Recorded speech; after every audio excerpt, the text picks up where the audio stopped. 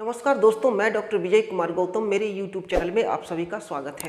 दोस्तों, आज मैं बात करने वाला हूँ हीपर सल्फर के क्लिनिकल सिम्टम के बारे में, यानी कि आप कह सकते हैं किन किन परिस्थितियों में या फिर किन किन डिजीज़ में हीपर सल्फर का प्रयोग किया जाता है। इन सब विषयों के ऊपर आज मैं इस वीडियो में चर्चा करने वाला हूँ। दोस्तों, इसके पहले मैं एक हीपर सल्फर के मेंटल सिम्टम के ऊपर एक वीडियो ऑलरेडी बना चुका हूँ, लेकिन आज मैं इस वीडियो में किन किन परिस्थितियों में या फिर किन किन डिजीज़ में हीपर सल्फर का प्रयोग किया जाता है, इन सब विषयों के ऊपर आज मैं इस वीडियो में चर्चा करने वाला हूं। दोस्तों, पहला मैं यहां पे ले रहा हूं कोल्ड एंड कैटरल।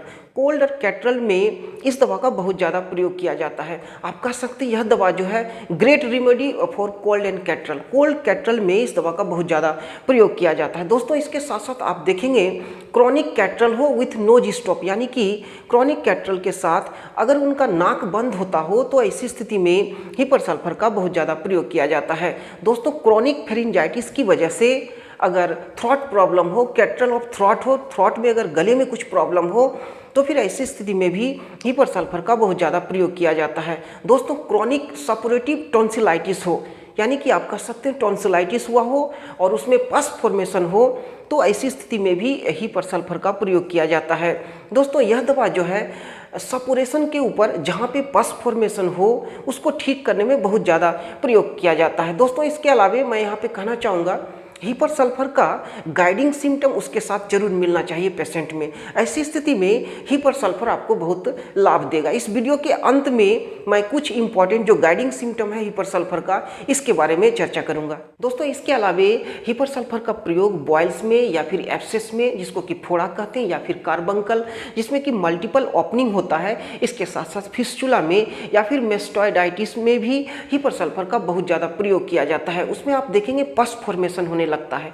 जहाँ पे पस फॉर्मेशन हो तो ऐसी स्थिति को ठीक करने के लिए हीपर सल्फर का बहुत ज़्यादा प्रयोग किया जाता है। अर्ली स्टेज में हीपर सल्फर का प्रयोग किया जाता है, बाद में साइलिसिया का भी प्रयोग किया जाता है। दोस्तों, हीपर सल्फर का जो पेशेंट होता है उनका स्किन अनहेल्दी होता है, देखने में अच्छा नहीं लगेगा आपको। स्लाइटेस्ट स्क्रैच सपोरेशन, यह सिम्टम जो है आपको हीपर सल्फर के पेशेंट में देखने को मिलेगा।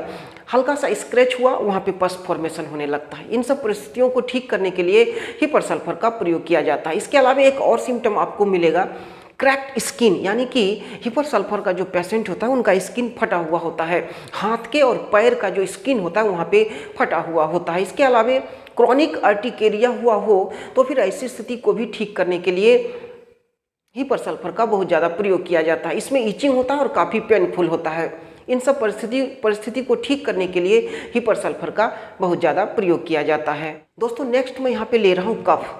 कफ को ठीक करने में भी हीपर सल्फर का बहुत ज़्यादा प्रयोग किया जाता है। Cough from exposure of dry cold air with hoarseness, यानी कि आप कह सकते हैं ड्राई कोल्ड एयर की वजह से अगर कफ हुआ हो, इसके साथ साथ हॉर्सनेस हो, यानी कि गले में खराश हो, तो ऐसी स्थिति को ठीक करने में भी हीपर सल्फर का बहुत ज़्यादा प्रयोग किया जाता है। जनरली लूज कफ होता है, अगर कफ हुआ हो पेशेंट में तो देखेंगे जनरली लूज कफ होता है। उसके साथ साथ wheezing and rattling sound in the chest, chest से वीजिंग और रेटलिंग साउंड आपको सुनने में सुनाई पड़ेगा। यह सिम्टम जो है आपको हीपर सल्फर के पेशेंट में देखने को मिल सकता है। दोस्तों, अगर इसके एग्रेवेशन की बात की जाए तो कोल्ड एयर से, ठंडी हवा से, या फिर अनकवर्ड बॉडी, अगर बॉडी ढका हुआ नहीं हो तो फिर ऐसी स्थिति में एग्रेवेशन हो जाता है, यानी कि उनका कफ में जो है वृद्धि हो जाता है।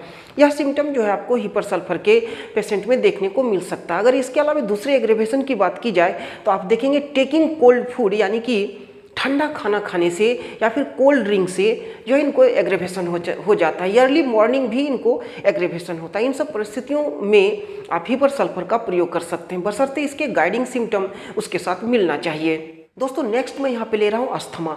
अस्थमा के पेशेंट में भी आप देखेंगे हीपर सल्फर का बहुत ज़्यादा प्रयोग किया जाता है। Asthma due to suppression of skin eruption, यानी कि आप कह सकते हैं अगर पास्ट में स्किन डिजीज़ हुआ हो और उसका सही से इलाज नहीं किया गया हो, सप्रेशन ऑफ स्किन डिजीज़ हुआ हो, उसके बाद अगर अस्थमा हुआ हो तो ऐसी स्थिति में हीपर सल्फर का बहुत ज़्यादा प्रयोग किया जाता है। दोस्तों, ब्रीथिंग डिफिकल्टी रहता है पेशेंट में, यानी कि उनको सांस लेने में कठिनाई होता है। Rattling and wheezing sound in the chest, उनके चेस्ट से रेटलिंग और वीजिंग साउंड आने लगता है। यह सिम्टम भी आपको देखने को मिल सकता है। दोस्तों, अगर इसके एग्रेवेशन की बात की जाए तो आप देखेंगे कोल्ड एयर से, कोल्ड फूड से, ठंडी हवा से, ठंडा खाना से, या फिर बिफोर मिडनाइट आप कह सकते हैं हाइपर सल्फर के पेशेंट में उनका अस्थमा जो है एग्रेवेट कर जाता है। और इसके रिलीफ की बात की जाए तो आप देखेंगे सिटिंग से, यानी कि बैठे रहने से उनको थोड़ा सा रिलीफ होता है। इसके अलावा हेड बेंडिंग करने से भी, यानी कि सर में अगर कपड़ा बांध दिया जाए या फिर विथ कवरिंग होल बॉडी, पूरा बॉडी को ढक दिया जाए, तो ऐसी स्थिति में उनके अस्थमा में थोड़ा सा रिलीफ हो जाता है। यह सिम्टम आपको हाइपर सल्फर के पेशेंट में देखने को मिल सकता है। दोस्तों, इसके अलावा ओटाइटिस मीडिया में भी हाइपर सल्फर का बहुत ज़्यादा प्रयोग किया जाता है। ओटाइटिस मीडिया यानी कि ईयर इन्फेक्शन, कानों में अगर इन्फेक्शन हुआ हो due to exposure to dry cold air, यानी कि आप कह सकते हैं ठंडी हवा की वजह से अगर कानों में इन्फेक्शन हुआ हो और काफ़ी सेंसिटिव हो, तो फिर ऐसी स्थिति को ठीक करने में भी हाइपर सल्फर का काफ़ी प्रयोग किया जाता है और काफ़ी पेनफुल हो, काफ़ी दर्द होता है। इन सब परिस्थितियों को ठीक करने में भी हाइपर सल्फर का प्रयोग किया जाता है। दोस्तों, इसके अलावा अगर इसके गाइडिंग सिम्टम की बात की जाए तो एक इंपॉर्टेंट गाइडिंग सिम्टम है हाइपर सेंसिटिव, यानी कि आप कह सकते हैं हाइपर सल्फर का जो पेशेंट होता है फिजिकली और मेंटली दोनों तरह से हाइपर सेंसिटिव होता है। इसके अलावा अगर दूसरे गाइडिंग सिम्टम की बात की जाए तो आप देखेंगे हरीनेस, यानी उनके अंदर जो उतावलापन, कोई भी काम करता है तो जल्दी जल्दी खाना खाना या फिर पानी पीना या बातें करना, कोई भी काम करना तो वो जल्दी जल्दी, हरीनेस, हैस्टीनेस उनके अंदर बहुत ज़्यादा होता है। यह जो है इंपॉर्टेंट एक गाइडिंग सिम्टम आपको हाइपर सल्फर के पेशेंट में देखने को मिल सकता है। इसके साथ साथ एक्सट्रीम चिलीनेस, बहुत ज़्यादा उनको ठंड लगता है, उनका तासीर जो है ठंड प्रकृति का होता है, कैचेज कोल्ड वेरी इजीली, बहुत सहजता से उनको ठंड लग जाता है। इसके अलावा अगर दूसरे गाइडिंग सिम्टम की बात की जाए तो एक इंपॉर्टेंट गाइडिंग सिम्टम है एक्सट्रीमली इरिटेबिलिटी, यानी कि उनके अंदर चिड़चिड़ापन होता है, बहुत ज़्यादा उनको गुस्सा आता है। यह एक इंपॉर्टेंट सिम्टम है, चिड़चिड़ापन, एंगरनेस, बहुत ज़्यादा गुस्सा आना, यह सिम्टम जो है आपको हाइपर सल्फर के पेशेंट में देखने को मिल सकता है। इसके अलावा दूसरे गाइडिंग सिम्टम की बात की जाए तो एक इंपॉर्टेंट गाइडिंग सिम्टम है एक्सट्रीम इम्पेशेंट, यानी कि आप कह सकते हैं हाइपर सल्फर का जो पेशेंट होता है उनके अंदर धैर्य नहीं होता है।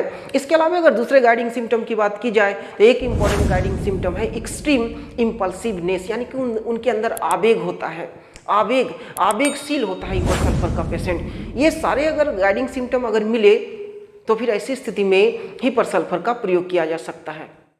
नमस्कार।